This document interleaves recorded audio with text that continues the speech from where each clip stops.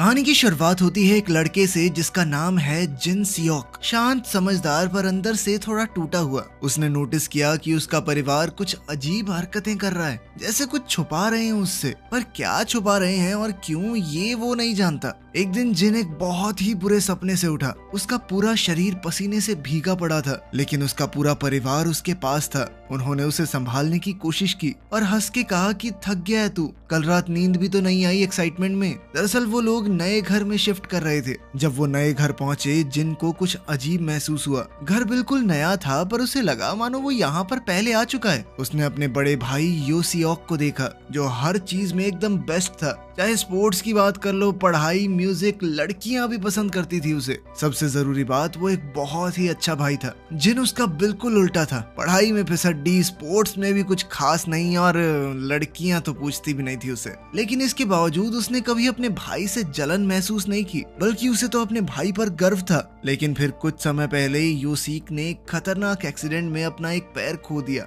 नए घर में रेनोवेशन के दौरान जिन को पता चला कि उसे अब योसिक के साथ एक ही कमरे में रहना होगा, क्योंकि एक कमरे में पुराने किराएदारों का सामान पड़ा है। ये बात उसे थोड़ी अजीब तो लगी कि उनका सामान यहाँ क्यों पड़ा है, उनके चक्कर में हम क्यों परेशान हो। पर वो फिर भी इग्नोर करके एक वर्कर की मदद करने चला गया। वर्कर ने उससे पूछा, वो तुम्हारा बड़ा भाई है? जिन ने मुस्कुराकर कहा हाँ। पर जब वर्कर ने फिर से ये सवाल पूछा तो जिन ने हैरान होकर कहा कि पूछ क्यों रहे हो। वर्कर कुछ बता पाता उससे पहले ही योसियोक वहां आ गया। उसने वर्कर से कहा कि तुम्हें किचन में बुला रहे हैं, जाओ। रात को डिनर के वक्त जिन के पिता ने उसे बताया कि 1 महीने के अंदर पुराने किराएदार अपना सामान ले जाएंगे। फिर जिन और योसियोक अलग अलग कमरों में रह सकते हैं। जिन ने पूछा कि उस कमरे में रखा क्या है। उसके पिता ने कहा कि पता नहीं, लेकिन पिछले किराएदारों ने हाथ जोड़ के रिक्वेस्ट की थी कि प्लीज उसे खोलना मत। उसने जिन से भी कहा कि देख, शैतानी दिमाग है तेरा, लेकिन खोलियो मत, ठीक है। ये सुनकर जिन को और ज्यादा अजीब सा महसूस होने लगा। उसी वक्त अचानक एक आवाज आई ऊपर के फ्लोर से। जिन ने पूछा, ये आवाज उसी कमरे से आई है क्या? लेकिन सब कंफ्यूज हो गए और कहने लगे शायद बिजली कड़की होगी। तभी आसमान में बिजली चमकी और उन्हें लगा कि हाँ, बिजली की आवाज होगी। पर जिन के मन की आवाज कुछ और ही कह रही थी।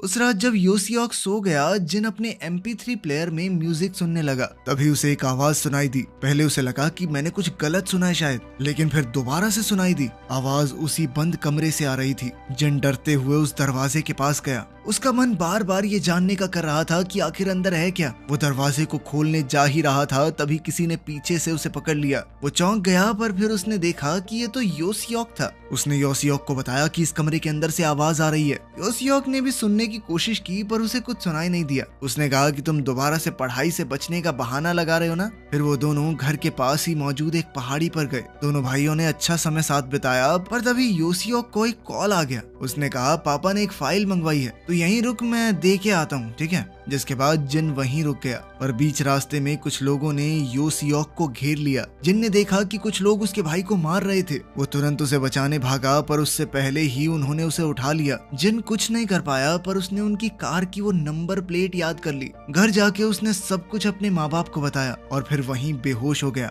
अगली सुबह डिटेक्टिव्स वहां आए और जिन ने उन्हें नंबर बताया, पर उन्होंने कहा कि ऐसी कोई नंबर प्लेट रजिस्टर्ड ही नहीं है। इसके बाद उन्होंने कई तरीके ट्राई किए योसियोक को ढूंढने के, पर वो नहीं मिला और दिन ऐसे ही बीतते गए। उन्हें कोई भी सुराग नहीं मिल रहा था। जिन और उसका परिवार और ज्यादा टेंशन में आ गए। जिन जो दवाइयां ले रहा था वो और ज्यादा बढ़ गई। एक रात उसने एक सपना देखा जिसमें वो किसी को टॉर्चर कर रहा था। तभी जिन फिर से उठा और ये भी एक डरावना सपना था, लेकिन इस बार उसके माँ बाप और योसियोक भी उसके कमरे में थे। 19 दिन बाद योसियोक वापस आया था, पर उसे कुछ भी याद नहीं था। डिटेक्टिव्स ने उससे कई बार पूछा, पर वो कुछ नहीं बता पाया। धीरे धीरे सब नॉर्मल होने लगा। जिन भी अपने रूटीन में आ गया। एक रात जिन ने देखा कि योसियोक कहीं जा रहा है। उसने सोचा कि क्या सच में ये कहीं गया था या मुझे ही वहम लगा। अगले दिन जब उसने ये पूछा तो योसियोक ने मना कर दिया। जिन ने उसकी बात को इग्नोर किया, पर तभी उसने एक अजीब चीज देखी। योसियोक गलत पैर से लंगड़ा के चल रहा था। उसने पूछा कि कल तो तू राइट पैर से लंगड़ा रहा था, आज लेफ्ट से, वाह। योसियोक ने कहा कि तुझे कंफ्यूजन हो गई है, ऐसा कुछ नहीं है। ये सुनकर जिन थोड़ा सतर्क हो गया। उस रात जब वो स्टडी डेस्क पर सो गया, योसियोक उसके पास आया। उसने एक पेंसिल उठाई और उसकी आंख के बिल्कुल पास ले गया। जब वो टच होने ही वाली थी, पेंसिल की टिप टूट गई। योसियोक ने उसे वापस रख दिया और जिन की आंखें खुल गई, जिससे उसे पक्का हो गया कि कुछ तो गड़बड़ है। उसने योसियोक का पीछा करना शुरू किया। उसने देखा कि वो अब लंगड़ा भी नहीं रहा था। फिर उसने देखा योसियोक 2 लोगों को इंस्ट्रक्शन दे रहा है और ये तो वही डिटेक्टिव थे जो उनके घर पर आए थे। जिनको समझ आ गया कि ये मेरा भाई नहीं है, ये कोई और है। एक साजिश चल रही है, कुछ तो खतरनाक चल रहा है हमारे घर में। जल्द ही वो ऊपर किसी कमरे में गया। जिन ने भी उसका पीछा किया, पर ऊपर पहुंचते ही वो अचानक गायब हो गया। जब जिन वापस जाने लगा तो वो पकड़ा गया। उन्होंने कहा, तू सब कुछ खराब कर रहा है, बॉस का प्लान बिगाड़ रहा है तू। पहले तो जिन ने ऐसा दिखाया कि मुझे कुछ समझ ही नहीं आ रहा, पर जब पता चला कि वो उसे छोड़ेंगे नहीं तो वो भाग गया। काफी देर तक उन्होंने उसका पीछा किया, लेकिन आखिरकार वो बच गया। पर तभी किसी ने पीछे से उसे पकड़कर बेहोश कर दिया। ये कोई और नहीं, योसियोक ही था। जब जिन की आंखें खुली तो वो अपने कमरे में था, काफी ज्यादा कंफ्यूज्ड। उसे समझ नहीं आ रहा था क्या सच है क्या नहीं। उसने देखा कि उसका भाई तो उसके साथ बेड पे सो रहा है। अब जिन पूरी तरह कंफ्यूज हो चुका था। उसे अपनी ही आंखों पर भरोसा नहीं हो रहा था। उस रात जो कुछ भी हुआ, उसने उसका पूरा विश्वास हिला दिया। जब योसियोक ने उसे देखा तो वो डर के मारे कांपने लगा। उसने पूछा, क्या हुआ जिन? लेकिन जिन जवाब नहीं दे पाया, क्योंकि अब तक उसे समझ नहीं आ रहा था कि वो सपना है या सच। वो बाथरूम गया और अंदर का दरवाजा लॉक कर दिया। योसियोक वहां आया और कहा कि ये तू क्या कर रहा है? लेकिन जिन डरा हुआ था, उसका पैनिक बढ़ने लगा। उसने चीख कर कहा कि दूर हो जा मुझसे। योसियोक कुछ समझ नहीं पाया, वो भी थोड़ा घबरा गया। उसने पूछा कि ऐसे क्यों रिएक्ट कर रहा है तू? जिन चीख चीख कर बताने लगा कि उसने कल रात क्या देखा। हर एक बात, छोटी से छोटी, वो हर डिटेल में बताने लगा। योसियोक ने कहा कि ये सब सपना था जिन, तू ज्यादा सोच रहा है। लेकिन जिन नहीं माना। उसने कहा कि तू मेरा भाई नहीं है, तू कौन है, अपनी असलियत बता दे मुझे, और मेरा असली भाई कहाँ है? कुछ देर बाद जब जिन ने देखा कि बाहर कोई नहीं है तो उसने एक पाइप उठाया और धीरे धीरे बाथरूम से बाहर निकला। वो बाहर देख ही रहा था कि तभी योसियोक ने उसे पकड़ लिया। शांत हो जाओ जिन, शांत हो जाओ। दोनों भाइयों में झगड़ा होने लगा, लेकिन आखिर में योसियोक ने उसे नीचे दबा लिया और कहा, शांत हो जा जिन, तू सिर्फ एक बुरा सपना देख रहा था। तूने कल रात को अपनी दवाई नहीं ली ना? तब जिन को याद आया कि हाँ, मैं तो कल दवाई लेना भूल गया था। अब उसे भी लगने लगा कि शायद ये सपना ही था और वो रो दिया। इसके बाद योसियोक ने उसका ख्याल रखा। जिन ने अपनी दवाई ली और उससे माफी मांगी, कहा कि मैं सब खराब कर देता हूँ ना। योसियोक ने मुस्कुराकर कहा कि कोई बात नहीं, तू आराम कर, माँ आती ही होगी। जब योसियोक ऑफिस के लिए निकला, जिन ने खिड़की से देखा कि योसियोक फिर से राइट लेग से लंगड़ा रहा है। जिन ने अपने मन में सोचा कि शायद मैं ही गलत था। अब वो शांत होकर पढ़ाई पर ध्यान देने लगा, लेकिन फिर उसकी पेंसिल टेबल के नीचे गिर गई। जब जिन उसे उठाने लगा तो उसने देखी वही पेंसिल की टूटी हुई टिप जो कल रात को उसने देखी थी। ये देखकर उसकी सांस रुक गई। उसे भरोसा हो गया कि कल रात जो कुछ भी हुआ वो उसका सपना नहीं था, सब कुछ सच है। माँ घर आई तो जिन ने सब कुछ उन्हें बताया। माँ घबरा गई। उसने कहा कि मैं अभी तेरे पापा को बताती हूँ, लेकिन जिन ने उसे रोका। अगर आज रात योसियोक घर से निकला तो हम उसका पीछा करेंगे, तब सब कुछ समझ में आ जाएगा। माँ ने हाँ में सर हिला दिया। जब जिन अपने कमरे की तरफ गया, माँ ने पूछा कि क्या सच में तुझे पूरा भरोसा है कि योसियोक ने ये सब किया है? जिन ने कहा कि ये योसियोक है ही नहीं। उस रात जब जिन नीचे पानी पीने आया तो उसने अपनी माँ की आवाज सुनी। माँ किसी से बात कर रही थी, वही आदमी जो उनके साथ योसियोक बनकर रह रहा है। जिन चुपचाप दीवार के पास छुपकर सुनने लगा। माँ ने कहा कि उसे सब कुछ पता चल चुका है, हर एक बात वो योसियोक को बता रही थी। ये सुनकर जिन समझ गया कि माँ भी इस झूठ में शामिल है। तभी उससे गलती से कुछ आवाज हो गई, जिसके बाद माँ चौकन्नी हो गई। योसियोक ने कहा कि चेक करिए कि वो सो रहा है या नहीं, जिसके बाद माँ सीधा जिन के कमरे की तरफ गई। जिन समझ गया कि अगर उसे बचा रहना है तो उसे अपनी माँ से पहले कमरे तक पहुँचना होगा। वो जल्दी जल्दी बिल्डिंग के साइड से चढ़ गया और खिड़की से जंप करके बेड पे जाके लेट गया। माँ ने देखा कि जिन तो सो रहा है। एक चैन की सांस के साथ वो पलट गई। माँ के जाने के बाद जब दरवाजा बंद होने की आवाज जिन ने सुनी तो वो उठ गया, लेकिन फिर माँ ने सवाल पूछा, जिन तू पानी से कैसे भीगा? ये कहते कहते माँ वापस आ चुकी थी। उसने जिन को देख लिया। जिन कुछ बोल नहीं पाया, उसकी सांस फूली हुई थी, लेकिन माँ मुस्कुराते हुए चली गई। उसने फोन उठाया और कहा कि योसियोक जल्दी आ, मैं भी पकड़ी गई हूँ। जिन तुरंत खिड़की से भाग गया। रोड पर दौड़ते हुए उसने देखा कि सामने से पापा आ रहे हैं। जिन कंफ्यूज हो गया कि क्या इनके ऊपर भरोसा करूं या नहीं। तभी माँ और एक दूसरा आदमी उसके पास आ गए। पापा ने उससे पूछा कहाँ जा रहा है। जिन ने झूठ कह दिया कि दोस्त से मिलने। उन्होंने और सवाल किए और जिन उल्टा पुल्टा जवाब देता गया। पापा ने कहा कि तू कहीं नहीं जाएगा। उन्होंने उसे वापस ले जाने की कोशिश की, लेकिन जिन भाग गया। वो आदमी भी उसके पीछे दौड़ गया। रोड के कोने पर उसे एक पुलिस स्टेशन दिखा। जिन पूरी स्पीड में भाग रहा था। वो आदमी उसे रोकने ही वाला था कि तभी वहाँ एक एक्सीडेंट हो गया। जिन ने मौका देखा और पुलिस स्टेशन पहुँच गया। पुलिस ने जब उसकी बात सुनी तो जिन ने कहा कि मुझे 1 महीने से बंद करके रखा गया है, झूठे लोगों के साथ जो मेरी फैमिली बनकर रह रहे हैं। पुलिस ने पूछा तो तुझे कैसे लगा कि वो तेरी फैमिली है? तुझे तो पहचान लेना चाहिए था अपने माँ बाप को, नहीं? जिन ने जवाब दिया कि मुझे खुद नहीं समझ आ रहा मैंने कैसे विश्वास कर लिया। तभी एक जूनियर ऑफिसर उसका रिकॉर्ड ले आया और डिटेल्स कंफर्म करने लगा। आपका नाम जिन सियोक है, जन्म हुआ था साल 1977 में। जिन ने हाँ कहा तो पुलिस वाले ने कहा तो आपको तो 41 साल का होना चाहिए था। ये सुनकर जिन हिल गया। उसने कहा कि मैं 21 का हूँ, अभी तो 1997 चल रहा है ना। ये सुनकर पुलिस वाले हंसने लगे। एक ऑफिसर ने उसे कैलेंडर दिखाया। भाई अब 2017 चल रहा है। जिन ने आसपास देखा, हर जगह नए गैजेट्स, LED टीवी, स्मार्टफोन्स। तभी उसकी नजर एक मिरर पर पड़ी। उसने जो देखा उसके होश उड़ गए। शीशे में वो एक अधेड़ उम्र का आदमी लग रहा था। वो खुद जिन था। इसके बाद जिन अपने घर वापस गया। उसके पास कोई दूसरा रास्ता नहीं था। उसके दिमाग में सिर्फ सवाल ही सवाल थे। वो सीधा उस कमरे में गया जहां एंट्री मना थी। रूम में सब कुछ बिखरा हुआ था, लेकिन एक अजीब खूबसूरती थी। फ्लोर पर 2 खून के धब्बों वाली डॉल्स पड़ी थी। खून के निशान हर तरफ थे, लेकिन पीछे से एक खास तरह का म्यूजिक बज रहा था। तभी यो सियोक और दूसरे लोग अंदर आए। यो सियोक ने कहा कि प्लान फिर से फेल हो गया। जिन ने गुस्से में चीख कर पूछा, तुम लोगों ने मेरे साथ क्या किया है? यो सियोक ने हल्की सी मुस्कुराहट के साथ सिगरेट जलाई और कहा, कहानी 20 साल पहले शुरू हुई थी। उस कमरे में एक माँ और बेटी का खून हुआ था। पुलिस ने हर मुमकिन कोशिश की, हर तरीका अपनाया किलर तक पहुंचने का, लेकिन वो हर बार नाकाम रहे। आखिर में उन्होंने गवाहों के लिए एड्स तक निकाले कि अगर कोई भी कुछ जानता है तो उसे पैसे दिए जाएंगे। पर इतने साल गुजर गए और धीरे धीरे दुनिया ने उस केस को भुला दिया, लेकिन उस माँ बेटी के परिवार के लिए वो जख्म अब भी ताजा था। वो उस रात को भूल नहीं पाए। उनके लिए ये सिर्फ एक कत्ल नहीं था,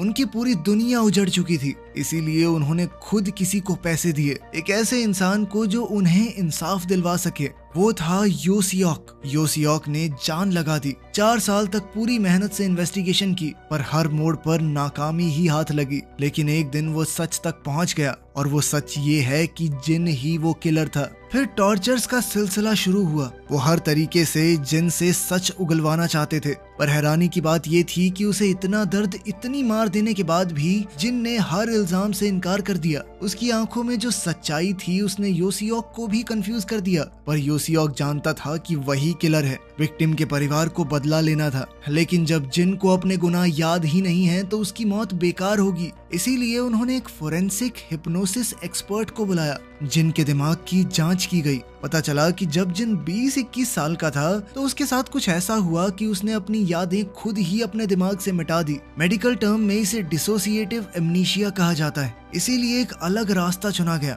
उसे हिप्नोटाइज करके उसकी आखिरी खुशी भरी मेमोरी तक ले जाया गया, जब वो अपने माँ बाप और भाई के साथ नए घर में शिफ्ट हुआ था। 1997 में यो सियोक ने उसके भाई का रोल किया। 2 साइकोलॉजिस्ट उसके माँ बाप बने। उसे वही घर दिखाया गया जहाँ 20 साल पहले खून हुआ था। इसीलिए वो घर उसे जाना पहचाना लगा। जो वर्कर उसे शुरुआत में मिला था वो इसीलिए हैरान था क्योंकि जिन यो सियोक को अपना बड़ा भाई बता रहा है। वो आवाज जो उसने कमरे से सुनी थी वो यो सियोक के लोगों की थी जो मर्डर सीन रिक्रिएट कर रहे थे। यो सियोक उसे पहाड़ी पर भी इसीलिए लेकर गया था ताकि उस दौरान घर के अंदर सब रेडी हो जाएं। उसे वापस अकेले घर भेजने का प्लान था, पर सब कुछ उल्टा हो गया। पुलिस ने यो सियोक को इलीगल एक्टिविटीज के चक्कर में पकड़ लिया, जबकि जिन को लगा कि उसके भाई को किसी ने किडनैप कर लिया है। 19 दिन बाद यो सियोक पुलिस को रिश्वत देकर किसी तरह छूटा, लेकिन तब तक बारिश नहीं हुई थी और उस सीन के लिए बारिश बहुत जरूरी है। जिन को हिप्नोटाइज किया गया था, लेकिन उसका असर अब धीरे धीरे कम होने लगा।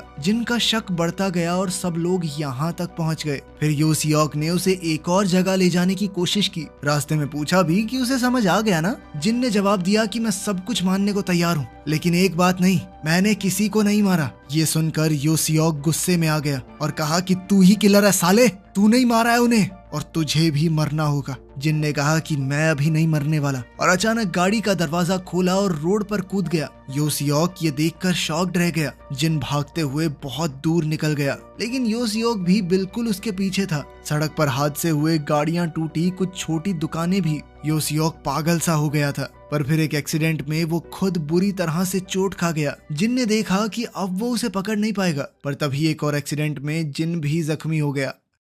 जिन को हॉस्पिटल ले जाया गया। ऑपरेशन थिएटर पर उसके दिमाग ने उसे उसकी पूरी जिंदगी दिखाई। मई 1997 में जिन गाने सुनते हुए अपनी गाड़ी ठीक करवा रहा था। गाड़ी ठीक होने के बाद उसने अपने माँ बाप को बुलाया। वो अपने नए घर जा रहे थे, लेकिन रास्ते में उनका एक्सीडेंट हो गया। उसके माँ बाप तो मौके पर ही मारे गए। उसका भाई बचा, लेकिन कंडीशन बहुत क्रिटिकल थी। अब जिन के कंधों पर जिम्मेदारी आ गई। जिन ने पूरा जोर लगा दिया, हर नौकरी के लिए तैयारी की, ऑनलाइन ऑफलाइन कुछ भी मिल जाए। लेकिन उसने 12वीं भी पास नहीं करी थी, वो पढ़ाई में बेकार था, उसे कौन रखता। फिर भी वो जैसे तैसे अपने भाई का इलाज करवाता रहा। 6 महीने बाद डॉक्टर्स ने कहा कि सर्जरी जरूरी है। अब जिन के पास पैसे तो थे नहीं, तो उसने सोचा कि अपनी किडनी बेच देता हूँ, लेकिन कोई भरोसेमंद खरीदार नहीं मिला। और इतना सब सहने के बाद वो आखिरकार अंदर से टूट गया। एक दिन उसके कंप्यूटर पर एक मैसेज आया। सामने वाले शख्स ने पूछा कि तुम पैसों के लिए कुछ भी करने को तैयार हो? जिन ने कहा कि हाँ। इस पर उस आदमी ने कहा कि अगर मेरे लिए किसी को मार दोगे तो पैसे मिल जाएंगे। पहले तो जिन चौंक गया। रात भर उसे नींद नहीं आई, पर अगले दिन उसने हाँ कह दिया। जब वो एड्रेस पर पहुंचा तो वो वही घर था, और मौसम था बारिश का। उसे चाबी मिल गई, घर में घुस गया। आदमी ने कहा कि सिर्फ माँ को मारना, बच्चों को नहीं। जिन सीधा बेडरूम में गया, पर माँ को उसके बच्चे के साथ देखकर उसके होश ठिकाने आ गए। उसे लगा कि ये गलत है, और वो वहाँ से निकलने लगा। पर माँ ने उसे गलत समझ लिया और वो चीखने लगी। जिन ने कहा कि मैं जा रहा हूँ। माँ भी उसकी बात समझ गई, दोनों शांत हो गए। पर तभी बेटी ने उसे चाकू के साथ देख लिया। अब बेटी चीखने लगी। उसे चुप करवाने के लिए जिन ने दरवाजे को धक्का दिया, और वो गलती से लड़की के ऊपर गिर पड़ा, और उसने अनजाने में लड़की को चाकू घोंप दिया। जिन घबरा गया। माँ ने उसे देखा तो वो भी चीखने लगी। जिन ने उसे भी चाकू से मार दिया। जब वो घर से निकलने लगा तो छोटा बेटा सामने आया। उसने पूछा कि मेरी माँ कहाँ है? जिन समझ नहीं पाया कि क्या करे। उसने कहा कि अपने कमरे में जाओ और 1 से 100 तक गिनो, मैं तुम्हारी माँ और दीदी को लेकर आता हूँ। जिसके बाद बच्चा रूम में चला गया। इसके बाद जिन ने एक फोटो देखी।